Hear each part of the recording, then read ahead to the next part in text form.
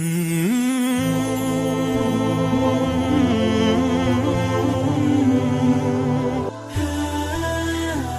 علیکم و رحمت الله و برکاته. برادران اپو هر نفر که هم بچه مرا تماشا کرده اسماعیل جان نامش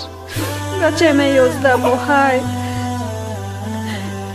کسر شدینه دختر معاین کردم پرالیزی سر شده گفت هیچ وقت رگشته و شیشته نمیتونه گفتن بالای اوش گفتن قند داره کسر قند شده گفتن چشمه را اساس برای پیرت سکری برای چشماش آورده بودم نه که فهمیدم که بچه من خیلی کسل بوده بعد نسکواده برین دگلازنه چشماش پیرت سکریم چشماش هایی نمیبینه اما قشیده محکمه چشماش نمیبینه هیچ جوره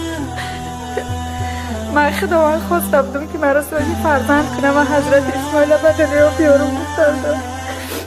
اگر امیره شفا بده خدای تعالی در نام خدا برم در راه اسلام میبخشمش چشماش بیناشه و قرآن خوانش میکنم قاری قرآنش میکنم انشاءالله خدا خواهد یاردم کنید برادران.